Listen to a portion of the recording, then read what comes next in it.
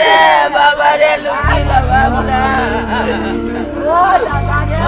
মোৰা লুকি বাবা মোৰা বাবা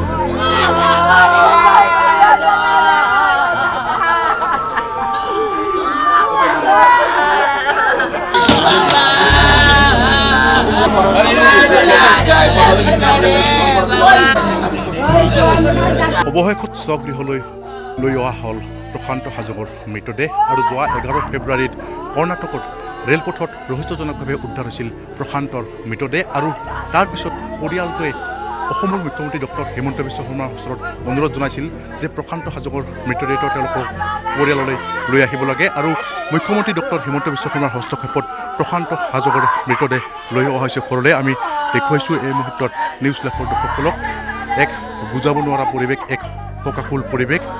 আৰু এইখন ঘৰৰ পৰাই প্ৰশান্তই পেটৰ তাৰণাত গৈছিল কৰ্ণাটকত কোম্পানীত কাম কৰিবলৈ আৰু ৰহস্যজনকভাৱে 11 ফেব্ৰুৱাৰীত প্ৰশান্তৰ মৃতদেহ উদ্ধাৰ হৈছিল কৰ্ণাটকৰ ৰেলপথত। আমি দেখুৱাইছোঁ এই মুহূৰ্তত প্ৰশান্তৰ নশ্বৰ দেহ ঘৰলৈ লৈ অহা হৈছে। আমি দেখুৱাইছোঁ পৰিৱেশ, দেখুৱাইছোঁ এই মুহূৰ্তত নিউজ লাইভৰ দৰ্শকসকলক। অতি দৰিদ্ৰ পৰিয়ালটোৰ একমাত্ৰ উপাৰ্জনকাৰী আছিল 24 বছৰীয়া প্ৰশান্ত হাজং। আমি দেখুৱাইছোঁ পৰিৱেশ এই মুহূৰ্তত।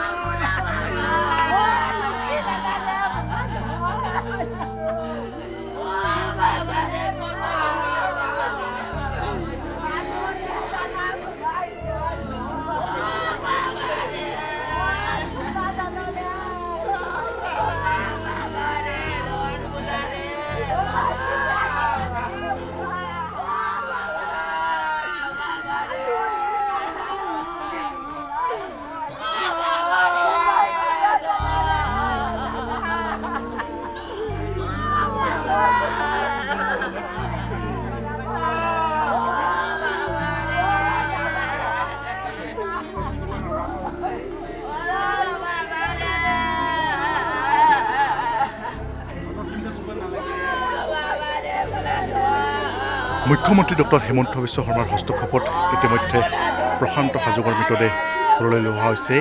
ৰেলযোগে অনা হৈছে প্ৰশান্তৰ মৃতদেহ আৰু মাটিয়াৰ 5 নং কেম্পৰ প্ৰশান্ত হাজঙে বিগত 4 মাহ পূৰ্বে এইখন ঘৰৰ পৰাই ওলাই গৈছিল কৰ্ণাটকত। পেটৰ তাৰণাত কৰ্ণাটকৰ এটা কোম্পানীত কাম কৰিছিলে প্ৰশান্ত হাজঙে আৰু যোৱা 11 ফেব্ৰুৱাৰীত প্ৰশান্ত হাজঙৰ মৃতদেহ ৰহস্যজনকভাৱে ৰেল ট্ৰেকত উদ্ধাৰ হৈছিল আৰু তাৰ পিছত আচলতে পৰিয়ালটো প্ৰশান্তৰ মৃতদেহ বিচাৰি মুখ্যমন্ত্ৰী ডক্টৰ হিমন্ত বিশ্ব শৰ্মাৰ ওচৰত অনুৰোধ জনাইছিল আৰু মুখ্যমন্ত্ৰী ডক্টৰ হিমন্ত বিশ্ব শৰ্মাৰ হস্তক্ষেপত প্ৰশান্ত হাজঙৰ মৃতদেহ লৈ অহা হৈছে। আমি দেখুৱাইছোঁ এই মুহূৰ্তত নিউজ লাইভৰ দৰ্শকসকলক।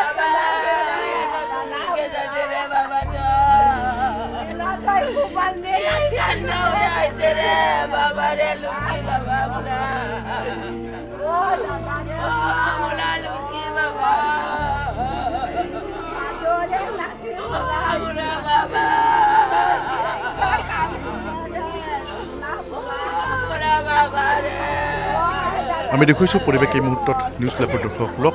ইতিমধ্যে প্ৰশান্তৰ মৃতদেহ লৈ অহা হৈছে ঘৰলৈ আৰু এক শোকাকুল পৰিৱেশে বিৰাজ কৰিছে। কোনে কি ভাষাৰে সান্তনা দিব পিতৃ মাতৃ তথা একমাত্ৰ ভাতৃক। আমি দেখুৱাইছোঁ সকলোৰে চকুত কেৱল চকুলো। অতি দৰিদ্ৰ পৰিয়ালৰ সন্তান প্ৰশান্ত পেটৰ তাৰণাত গৈছিল কৰ্ণাটকলৈ এটা কোম্পানীত কাম কৰাৰ উদ্দেশ্যে, কিন্তু ৰহস্যজনকভাৱে মৃতদেহ উদ্ধাৰ হৈছিল প্ৰশান্তৰ। আমি দেখুৱাইছোঁ পৰিৱেশ আৰু মুখ্যমন্ত্ৰী ডক্টৰ হিমন্ত বিশ্ব শৰ্মাৰ হস্তক্ষেপত প্ৰশান্তৰ মৃতদেহ ঘৰলৈ লৈ অহা হৈছে। আমি দেখুৱাইছোঁ এই মুহূৰ্তত নিউজ লাইভৰ দৰ্শকসকলক।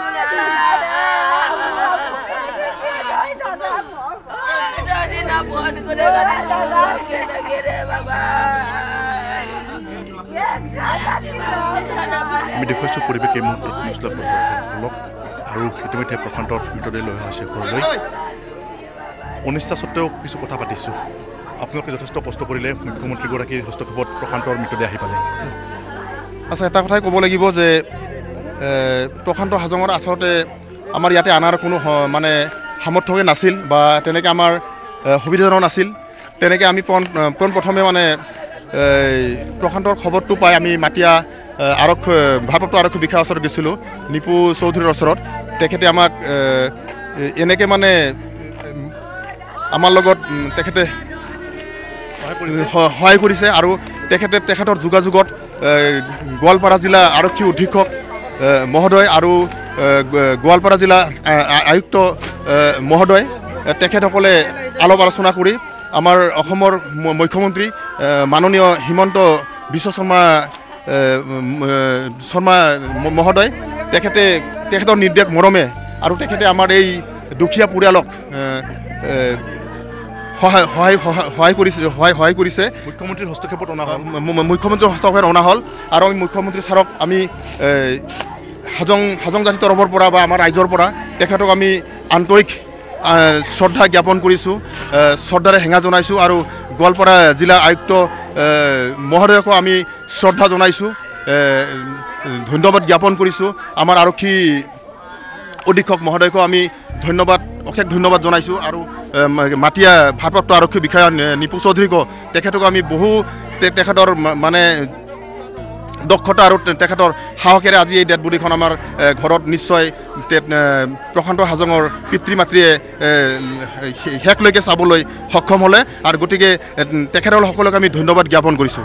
ধন্যবাদ আমি দেখুৱাইছোঁ এই মুহূৰ্তত নিউজ লাইভৰ দৰ্শকসকলক। আৰু মুখ্যমন্ত্ৰী ডক্টৰ হিমন্ত বিশ্ব শৰ্মাৰ হস্তক্ষেপত ইতিমধ্যেই প্ৰশান্তৰ মৃতদেহ আহি পাইছে ঘৰত আৰু প্ৰশান্ত হাজঙৰ নশ্বৰ দেহ ইতিমধ্যে ঘৰলৈ অনাত মুখ্যমন্ত্ৰী ডক্টৰ হিমন্ত বিশ্ব শৰ্মাৰ যে পদক্ষেপ, সেই পদক্ষেপক সকলোৱে আদৰণি জনাইছে। আমি দেখুৱাইছোঁ এই মুহূৰ্তত এক শোকাকুল পৰিৱেশে বিৰাজ কৰিছে আৰু এই দৰিদ্ৰ পৰিয়ালটোৰ একমাত্ৰ উপাৰ্জনকাৰী আছিল প্ৰশান্ত আৰু পেটৰ তাৰণাত প্ৰশান্ত কাম কৰিবলৈ গৈছিল কৰ্ণাটকত আৰু অতি ৰহস্যজনকভাৱে কৰ্ণাটকৰ ৰেলৰ ট্ৰেকত প্ৰশান্তৰ মৃতদেহ উদ্ধাৰ হৈছিল আৰু তাৰপিছত এই প্ৰশান্ত হাজঙৰ অসহায় পৰিয়ালটোক তেওঁলোকে মুখ্যমন্ত্ৰীৰ ওচৰত অনুৰোধ জনাইছিল যাতে প্ৰশান্ত হাজঙৰ মৃতদেহটো ঘৰলৈ লৈ অহা হয় আৰু মুখ্যমন্ত্ৰী ডক্টৰ হিমন্ত বিশ্ব শৰ্মাই সকলো ব্যৱস্থা কৰি দিয়ে। আমি দেখুৱাইছোঁ পৰিৱেশ নিউজ লাইভৰ দৰ্শকসকলক আৰু এনেদৰেই যে পেটৰ তুলনাত কৰ্ণাটকত কাম কৰিবলৈ যোৱা প্ৰশান্ত হাজঙৰ যে মৃত্যু, সেই মৃত্যু আচলতে যথেষ্ট